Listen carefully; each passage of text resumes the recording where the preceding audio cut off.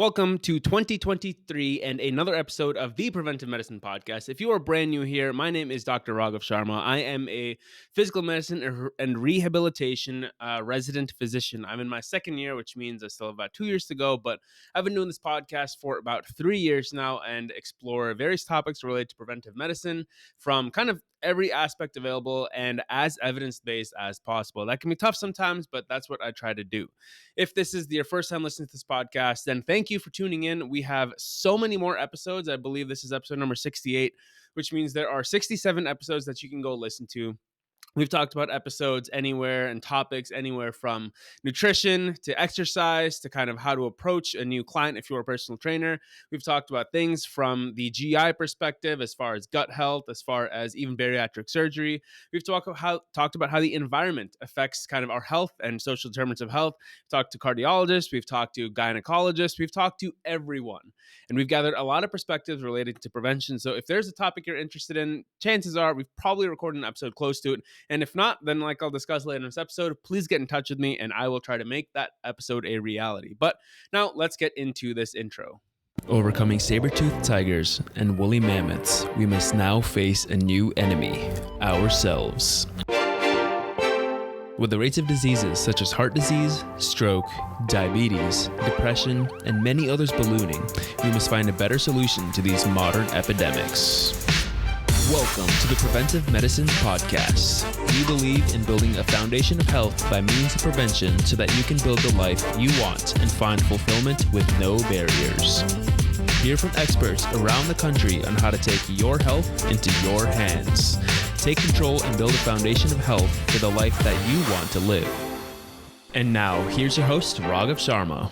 We hope you enjoyed the show, and if you do, please don't hesitate to subscribe and like for all of our future content.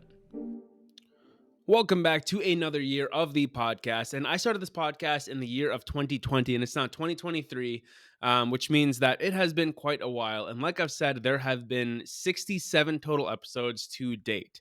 Now, I'm going to break this episode, since the first one of 2023, a little bit into kind of a year in review of the podcast, a little bit about myself, a year in review, and kind of what the plans are for the future. And then we will start talking about goals for the new year, because it might be a little bit late. We're about a week in, but we are still talking about New Year's goals. So we'll talk about resolutions, all those different kinds of things when it comes to health. So let's get into it. But first, we're going to talk about this podcast in a year in review. So in 2022, I released 24 total podcast episodes. Now, that is just shy of the current goal that I have of 26 episodes or a bi-weekly release. But there's been a lot of things that happened in 2022 as far as the podcast, as far as my personal life and how that affects this podcast. So a little bit short of the ball there, but not too bad. And in previous years, the goal was kind of to do one episode weekly. So we're definitely still creating episodes. We're looking forward to 100 episodes. Should happen this year, hopefully. If not, then it'll happen in early 2024. But there have been some absolutely incredible episodes. And like I talked about in the introduction, then make sure you go listen to a lot of those episodes if you are a new listener. But our top episodes from this past year, let's see if you can guess. If you've been an avid listener, think about all the episodes that we've had and take a guess of what you think our top episodes are. For me, it was actually quite a bit of surprise, and I did not think that these episodes would be the top. But the number one episode that was released from the Preventive Medicine Podcast in the year of 22, drum roll, was Dealing with Burnout, an ICU Physician Tells All by Dr. Jeremy Topin.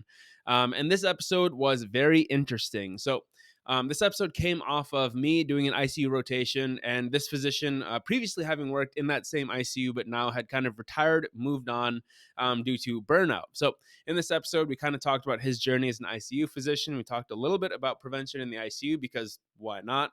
And then we talked about burnout. We talked about strategies that he was using and kind of the story of what happened, about why he burnt out. And the strategies that he used to kind of cope with that, to escape from that, and how he's come to find what he calls work-life balance. So that episode is great for all of you physicians out there who are just kind of struggling with work-life balance. You can go hear about a firsthand account of someone who did struggle with it quite a bit and almost had him leaving medicine. So there's some in that episode. There's a lot of other episodes out there that we also cover similar topics, including, I believe, our first one ever, which was with a psychiatrist. I'm blanking on his name right now because that was a long time ago, but make sure you go check those episodes out.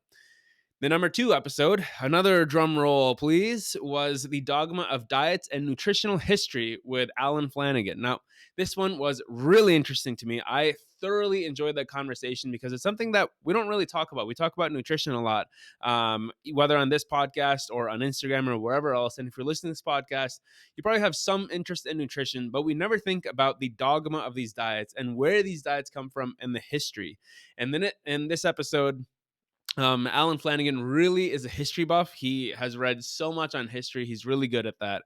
So we kind of talk about nutrition and history and how some people just kind of follow their diets no matter what and calling to fall into this dogma versus any sort of rational thought. So it's a really interesting and thought-provoking episode. I would highly suggest listening to it if you have not already. And the third place episode from 2022, another drum roll, please, is Are We Really in Control of Our Diet with Dr. Stephen Gainey. That one was also fascinating. Now, Dr. Gainey has written books on this. I believe it's called The Hungry Brain is his book. And it really talks about, are we in control of our diet? Am I consciously in control of what I'm putting in my mouth? Or are there a lot of other factors that go into it? Spoiler alert, there may be some other things, and I might not have 100% control. In that episode, we talk about kind of the obesity epidemic, how it's become the way it is, if there's one single thing to blame for the obesity epidemic. And we talk about kind of very much like the episode with Alan Flanagan, a lot of the background and context behind the way that we eat and the factors that influence the way we eat, whether it's societal, psychological, environmental, or if it's even financial. We discuss all those topics and how it relates to our diet. And this is an episode that really opens your mind up into kind of, what is it, lack of willpower for why people gain weight or not able to control their diet. So very interesting episode. I highly suggest checking out all 3 of those, if not many of the more that we have from this last year. Like I said, there's 24 total episodes, and all of them have phenomenal guests and phenomenal topics. So definitely go check them out. As far as some quick stats here, I don't really talk too much about stats here, but one thing really kind of stood out to me, and that is that 75% of you who listen to this show, that means you who's listening to this right now, listen to at least 75% of every show. A little confusing, I know. But basically what that means is that a large percentage of you listen to a large percentage of every show, which means thank you. Thank you. That means this episode, the content from all of our episodes is fairly decent. You all enjoy it. That means I'm doing a good job. So it's kind of some validation for me, for whoever my listeners are very in tune with it and love it. And thank you so much for that. I hope to continue bringing that kind of quality. Some other things that shocked me as I was looking at statistics from 2022 was that this podcast reached people from all over the planet. When I say all over, I don't mean like all over North America. I'm kind of North America based in Wisconsin right now, but it's not just people within America, Canada, Mexico. It's people from all over the globe. And we had listeners, at least 100 listeners or 100 downloads from places such as Nigeria, Poland, South Africa, and Saudi Arabia. Those were just some of the ones that stood out to me, but we have listeners from all across the world, which is absolutely amazing. If you are a listener and you are not listening from North America, please give me a shout out or let me know where you're from. I want to hear from you. I want to see who is listening to this podcast. So that is completely mind blowing to me. Thank you so much for making me a part of your lives and for making my content and information a part of your lives. So that's it. I'm not going to talk anymore about stats. I don't really like talking about that much because I am here for the content and here for the preventive medicine. So a little bit about myself, because this podcast is kind of my podcast and it heavily depends on the things that are going on in my life. So like I said, in 2022, there was a lot going on, and this was one of the reasons that there weren't as many episodes that I'd previously kind of hoped for or kind of promised, my apologies, for 2022. So like I said, there's 24 episodes. And there's a lot of good reasons for it being a lower year. And number one, that is because I was beginning my kind of intern year of residency. So when I started this podcast, I was still in medical school, which means it's really easy to have your own schedule and to kind of schedule whenever you want and make it everything very consistent. But when you become a resident, things become a little bit more difficult because now you are actually in charge of patients. You are employed, you're working, you're within your actual training years. And I don't know if you all have heard, you probably have if you're listening to this podcast, but residency is tough. In my transitional year, there were certainly periods where it was very tough. So there were certain months that were much more difficult, where I wasn't able to record any episodes. and some months where it was a lot easier, where I was able to record several episodes. So it was a little bit inconsistent, but I tried to do the best of it that I could. But in June of 2022, I finished my intern year, which was the transitional year, which means I officially kind of am an accredited doctor. And that also means during that year, I finished my step 3 of my licensing examinations, which means, like I said, I'm a fully accredited doctor. If I wanted to practice independently, I probably could with all those credentials. Although this doesn't mean that you were credentialed within the field that you want to be. And that is why in June, I also moved to Wisconsin to further my training in physical medicine and rehabilitation. And with that comes a move out of Chicago, out of Illinois, which I've been in for my entire life. So that was kind of a big move. Didn't move too far to Wisconsin, just a state over, but I'm here now, starting my training. So that kind of entire period was pretty challenging. There's a lot going on life wise. And right smack in between there was kind of the biggest event of 2022, which was my wedding. So I got married on June 25th in 2022. Obviously, that means there's a lot going on as far as planning before the wedding, kind of the move, the wedding itself. It was a phenomenal weekend. I think it was the best weekend that I've had in my life. Really enjoyed it. So that was also that happened in 2022. Some other things that happened, I guess, fitness wise, because we kind of care about that here at the Preventive Medicine Podcast.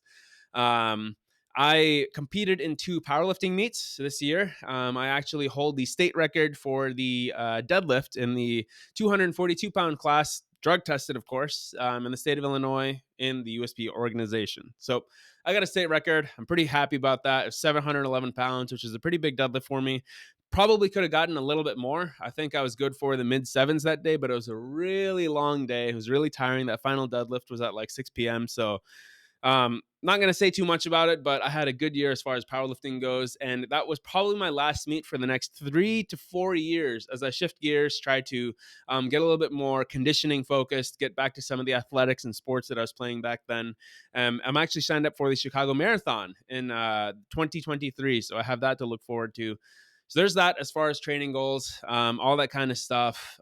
So let's talk about the podcast and let's get back to some of these topics. So a year ahead for this podcast, for the Preventive Medicine Podcast, what do you have to expect? So, like I said, I still am aiming for bi-monthly episodes. That means an episode every other week. And I'm trying to make everything as high quality and as evidence-based as possible. Like I said, as we've gotten through 67 episodes, we've discussed a lot of topics out there.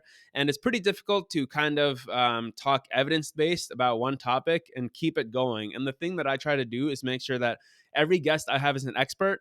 And by this point, we've discussed a lot of it. So it's getting challenging. And some of those niche episodes that I want to talk about that relate to prevention are pretty difficult to come by. Those guests are very busy. Like I said, they are world renowned experts. So I only go after the best. I try to bring the best to y'all. Hopefully, you can appreciate that. But that is a goal. Bi-monthly episodes. Stay tuned for that. And if you have any suggestions for any episodes, then I'm an open book. I am ready to kind of investigate. It has to be evidence-based. So if you send me something that's not evidence-based, likely will not get put on the show.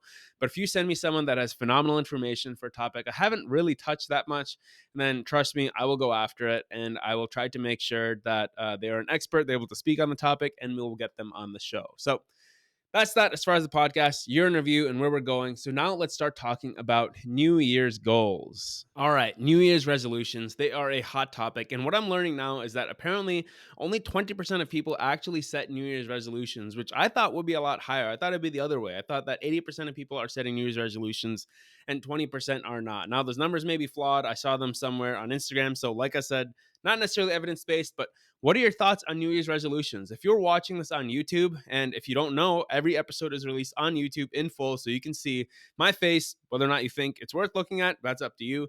But if you want to go comment on this YouTube video of whether or not you set New Year's resolutions and what that resolution is, then I want to hear from you. I want to hear about this. I did not know that this was a hot topic. But when it comes to health and fitness, a lot of people set a New Year's resolution to quote unquote get healthy. And a lot of times what that means is to lose weight. People set number goals very often on New Year's. They say, this year I want to lose 20 pounds, 30 pounds, whatever it may be. So we're going to dive into that a little bit. And first, we're going to set the background with that when it comes to weight. Now, we are obsessed with weight in the United States. And I don't know how much this is of a global kind of problem or issue. If you are one of my foreign listeners that is not in the United States and you want to comment on this, then please go ahead and do so and let me know if your country is also obsessed with weight. But here in the States, we are obsessed with weight. If you go to kind of grocery stores, you'll see all the magazines with lose X pounds. If you scroll through Instagram, you'll see people posting lose X amount of pounds. We are obsessed with weight, and people use weight as a surrogate term for health. Now, is that appropriate? And get there. So, obesity is pretty complex, but typically most people think about someone who's carrying excess weight as obesity. Now, real quick, the definition, as it's kind of been made throughout various episodes, especially influenced by our episode with Dr. Albert, go check that one out, is the health consequences of excess weight and how the body responds to excess weight. The Obesity Medicine Association describes it as a chronic, progressive, relapsing condition that is neurobehavioral in origin and has impacts on the psychological, functional biomechanic, and cardiometabolic health of an individual. Like I said, there's a lot going on with obesity, but for layman's terms, most of us think of it as carrying too much weight. Now, as far as obesity goes, the prevalence of it in 2017 until 2020 is about 42%, which means 42% of people just going around are obese. That's pretty high, and it's been going up quite a bit. It looks like between 1999 and 2002, that kind of 2022 period, the obesity prevalence has increased from 30.5% to 42%. And during that same time, the prevalence of severe obesity, defined as BMI, I believe over 40 off the top of my head, correct me if I'm wrong, went from 4.7 to 9.2%. Now, associated with that have been a lot of medical costs. Medical costs for adults who are obese are about $1,800 higher than for people of a healthy weight. And the medical cost of obesity in the United States is about $173 billion in 2019. And like I said, if you want to hear more about obesity, check out episode 35 with Dr. Mike Albert. We talk a lot about obesity there. We talk about definitions, what we can do about it, all that kind of stuff. So that's a great episode. But people think that obesity and health are synonymous, as far as people who are obese are not healthy. And if you're healthy, you're not obese. They think of those kind of all in one bundle. And they think of excess weight as the sole cause of almost all disease. If you're obese, you're not healthy. If you're healthy, you're not obese. Now, this is reinforced everywhere we go. Like I said, when you go to a grocery store, you see the perfect quote unquote healthy person at a six pack. There's SI swimsuit model, all this kind of stuff. So let's talk about what it actually means to be healthy. So, is health the complete absence of all disease? Does it mean that you have a normal visual appearance? If you look at someone, you can say, oh, you're healthy. Is it someone you can point at someone and just be like, that person's probably healthy, that person's probably not? Does it mean that all your blood markers are within reference ranges? Does it mean it's your ability to participate in activities that you want to participate in? Does it mean no medications? Does it mean that your body weight is within a certain range? There are a lot of definitions of what it means to be healthy. And kind of the thought process behind asking all these questions is that it depends. And who does it depend on? You. You, the listener, are who determines what being healthy means to you, because health can mean something very differently for everyone. I can ask 10 people in a room what it means to be healthy, and everyone will say something different. That is, once you start expanding beyond kind of the base weight argument of being health. Now, let's talk a little and break these things down. As far as visual appearances go, a lot of people set their New Year's resolution to be better looking physically and have a better visual appearance, whether it's a six pack, have bigger biceps, whatever it is. People have visual goals. Now, when it comes to health, visual status doesn't really mean anything of how someone looks. Someone may look perfect. They may look like they're a bodybuilder stepping on stage. You'll see them, but internally they have a lot going on, aren't necessarily the most healthy. So there's a lot of different things when it comes to visual appearance, but it is generally a flawed way to think about health. And then when it comes to body weight, those who are typically within a normal body weight are healthier. Yes, that is a fact. However, kind of the ranges of BMIs for what it means to be obese and healthy are pretty diverse. With all-cause mortality, cardiovascular mortality, and everything, the lowest between BMIs of 20 and 25, with the best being around 23. So there are some definite areas where we could say, yes, this person is generally going to be healthier than someone else. But the risk starts going up after a BMI of 30, which is considered obese. Um, Once you get close to that upper limit of BMI, like close to that 30, there is a significant risk of or prevalence of metabolic syndrome, which often, as I've talked about in previous episodes, it's kind of like the first domino that falls and goes down. However, there are still instances of metabolic syndrome as what I call the first domino in those that have a normal weight or normal BMI. And there was actually a review of over 13,000 individuals, which found that 17.27% of individuals still were diagnosed with metabolic syndrome despite being in normal weight. Now, that's something we might not think about. We might say you're normal, you probably have no metabolic issues or cardiometabolic issues going on, but that is simply not true. So, being of a normal body weight doesn't necessarily mean that you are completely free of disease or quote unquote healthy.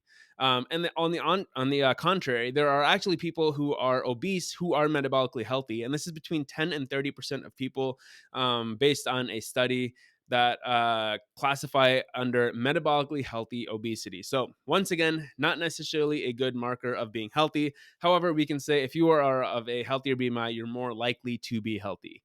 Um, there's a whole bunch of different things regarding the different markers. I'm not going to go into all of them right now because this podcast would go on forever. But let's talk about nutrition and exercise, because the main way that we tackle health related things or quote unquote weight related things, I'm using those terms interchangeably right now, is through nutrition and exercise. So we're going to talk a little bit about nutrition because most people think if they are going to start getting healthier, they need to dial back. They need to talk about nutrition. They need to start eating chicken and rice, whatever it may be that's your staple meals, but they need to cut out carbs or fats or sugars and start eating healthier. However, there is a lot more when it comes to nutrition than what it comes to for weight loss. So when it comes to weight loss, what matters at the end of the day is being in a caloric deficit or being in a calorically balanced or controlled eating manner based on your goals. So whether that's to gain weight over the new year, if you're trying to add muscle, if you're trying to lose weight, like what most people set their New Year's resolutions for. However, there's a lot more to nutrition than that. And being simplified just down to weight loss is very simplistic when it comes to nutrition. So let's talk about it a little bit when it comes to what it means to eat healthy outside of the context of weight loss or weight. Um, in general, there's two main things that I want to talk about here, and these are independent of weight. Once again, these are completely independent of any sort of weight loss goal. And that is number one, those who consume a higher proportion of ultra processed foods, in the case of this study, it's greater than 4 servings daily, are independently associated with a 62% relative increased hazard for all cause mortality. And each serving of ultra processed food, in addition, increased all cause mortality by 18%. Now, like I said, this is independent of weight. So let's say you have someone that is eating a calorically controlled diet. They're eating something that is going to either have them lose weight or have them maintain their weight. So let's say they're a BMI of 23, but they're still eating more than 4 servings of ultra processed foods. The study still holds because it's independent of weight. So you can't just say because I'm eating a calorically controlled diet that I'm eating quote unquote healthy. On the flip side of this, other meta-analyses support the theory that higher consumptions of fruit and vegetables is associated with a reduced risk of mortality from all causes and specifically cardiovascular disease, and it's decreased by 5% for each additional serving of fruits and vegetables, by 6% for fruit consumption and about 5% for vegetable consumption. Once again, this is independent of weight. So let's say you are eating, let's say your BMI is like 30 and you're eating vegetables, fruits, all that kind of stuff. This is independent of your weight, and you're still reducing your chance for all cause mortality and specifically cardiovascular death and disease.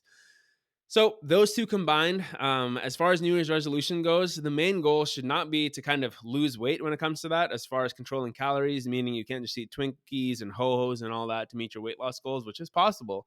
But you should be focusing primarily on reducing your consumption of ultra-processed foods and increasing your consumption of fruits and vegetables. That should be the main goal when it comes to your nutrition in general. Now, let's talk about exercise. We've talked about nutrition. Now let's talk about the other P in the pod, which is exercise. Like I said, whenever it comes to New Year's resolutions of weight loss, people think about eating less and working out more. Simple solution, right? You eat less and you work out more, and you're going to lose weight. You're going to get your New Year's resolution. It's not that simple. So we just discussed nutrition, but now let's talk about exercise. And First and foremost, I'm going to state the basics of our physical activity guidelines, which is 150 minutes of moderate intensity exercise or 75 minutes of vigorous physical activity per week can improve cardiovascular health. And on top of that, you have our at least 2 days of full body resistance training. So that is a blanket statement. It does not matter what any of the other conditions are. It doesn't matter what you're eating. It doesn't matter what your weight is. It doesn't matter what else is going on. If you are doing that, you are independently reducing your risk of cardiovascular disease and improving your health. Now, physical activity that meets both of these recommendations is related to substantially decreased mortality risk overall, according to a 2007 JAMA article. And adjusting for BMI had no appreciable effect on the risk estimate. So this means whether your BMI is 20 or it's 45, it does not matter. If you are exercising according to these guidelines, you are reducing your risk for all-cause mortality.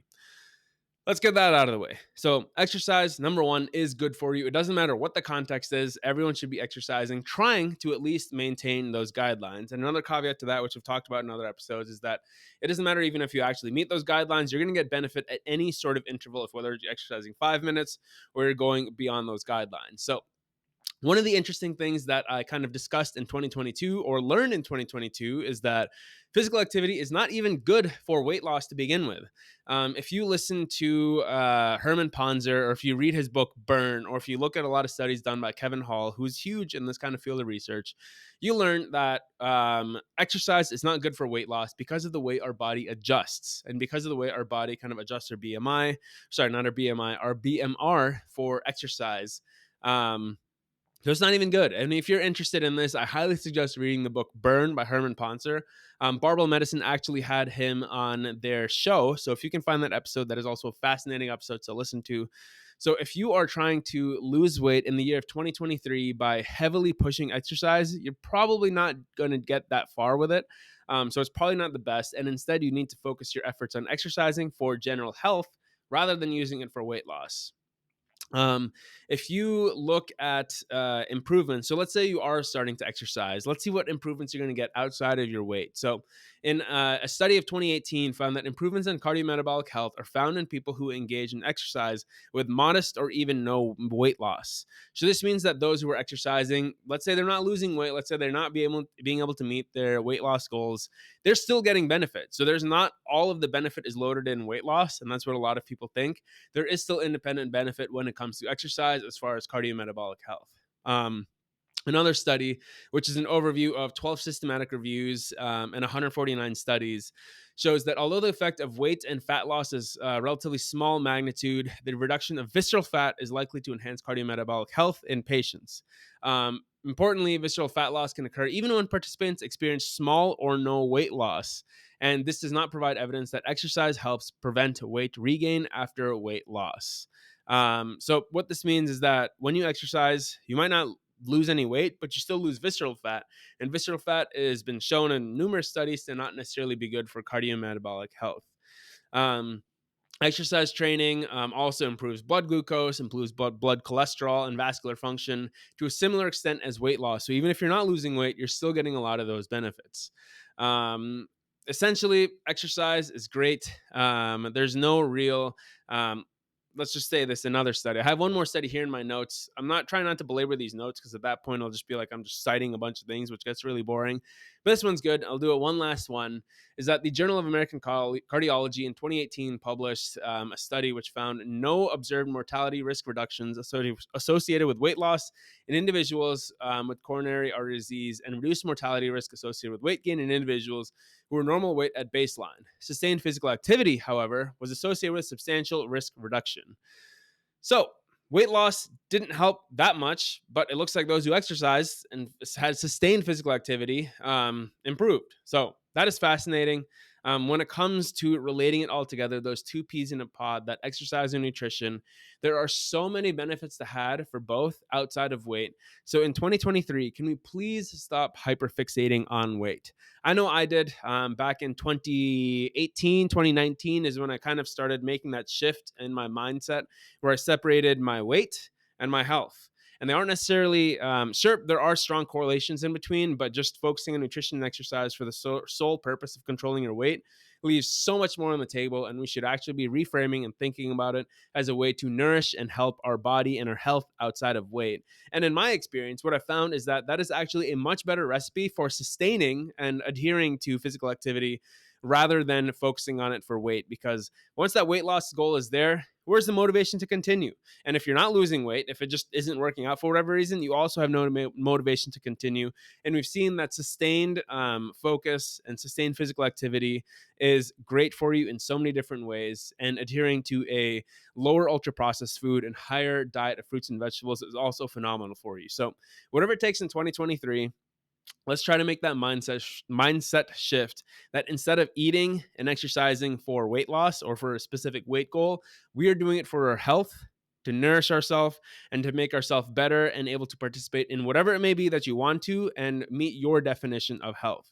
Now, if you do want to reach some weight loss goal for whatever reason, let's say you're competing in a weight class, let's say you want to reduce some stress on your knees, which that's a whole nother topic for a whole nother podcast, or for whatever reason you want to lose weight, let's make that an independent goal, and let's not tie that to exercise and nutrition. Now, I think that there is a lot to be had from a lot of the episodes that I had in 2022. So make sure you go listen to that. A lot of the topics that I discussed today, I have dove into in various episodes in 2022. So make sure to go check that out. This is going to be a great year. As far as some of my favorite podcasts and some of my favorite recommendations for what else you should listen to kind of bolster and support your 2023 goals are two articles actually by Barbell Medicine. One is The Beginning of Prescription, which is for those who are just starting to get into resistance training or training in general, of what you can kind of hope to expect or what you should be doing as a trainer. So go check out that article. I'll link it down below. And another Barbell Medicine article, which is Where Should My Priorities Be for Health? Now, a lot of this I talked about in this episode. There's some couple other things that I've talked about in many other episodes. So if you don't want to go listen to that, go read this article. It'll also be down below in the description. So that has been it for this episode. I hope you enjoyed it. I hope you got something out of it. Please, if you are watching this on YouTube, comment with your New Year's resolution. If you have one, what you think about New Year's resolutions. And if you're listening to this on iTunes or on Spotify, then go find us on Instagram at PreventPod. Go find the post for this and go comment on that post what your New Year's resolutions are, if you're going to meet them, or your thoughts on New Year's resolutions in general. Once again, thank you all so much for listening. This has been Dr. Ragav Sharma on the Preventive Medicine Podcast. Thank you so much. Have a great year.